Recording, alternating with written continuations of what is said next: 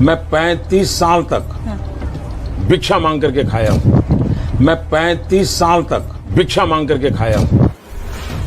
अब ये मत पूछिएगा कि साहब जब 35 साल तक भीख मांगते रहे तो क्या अक्खा इंडिया में एक भी ऐसा बंदा नहीं मिला जो नरेंद्र मोदी, माफ कीजिएगा बाबा नरेंद्र नाथ मोदी जी महाराज से एक बार भी पूछ सके कि गुरु तुम तो इतने हट्टे कट्टे हो फिर भी भीख मांगते शर्म नहीं आती। तो भाई लोग ये तो साहेब का ही जलवा है कि साहेब ने बचपन में चाय बेची मगर किसी ने नहीं देखा।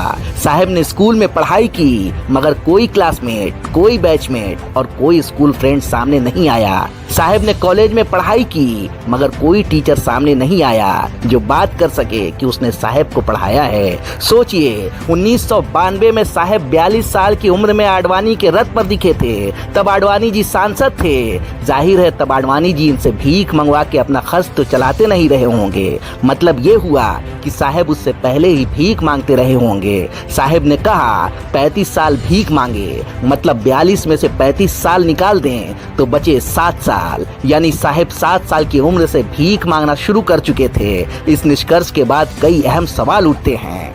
पहला ये कि साहेब 7 साल की उम्र से 42 साल की उम्र तक भीख मांगते रहे तो चाय कब बेची, और दूसरा माँ बाप और बड़े भाई किस तरह के इंसान रहे होंगे जो 7 साल के बच्चे से भीख मंगवाते थे। दरअसल साहेब टनाटन झूठ बोलते हैं। जज्बातों को बेचने की पिनक में जुबान से दिमाग का कनेक्शन कट जाता है। जुबान से बोलने के लिए दिमाग के कमांड की भूमिका होती है जो साहेब पर लागू नहीं होता। दरअसल ये झूठ हमारी राजनीति के उदंड हो जाने का शोकगीत है, हमारे नेताओं के झूठे हो जाने का यशगान है और सत्ता की कुर्सी पर बैठे लोगों के उज्जट हो जाने का अराजक अभियान है। ऐसे झूठ को सुनने के लिए भी हिम्मत चाहिए और उसमें विश्वास करने के लिए जरूरी है कि सुनने वाला भी उज्जट और बेशर्म हो। भारतीय जनता पार्टी के लिए साहेब का ये झूठ अपने सीने में धसाया जाने वाला कृति स्तंभ है। अपने सतरंगी झूठ के साथ भारतीय राजनीति की शालीन परंपरा में बीजेपी के प्रधानमंत्री ने बेशर्मी की नाल ठोक दी है।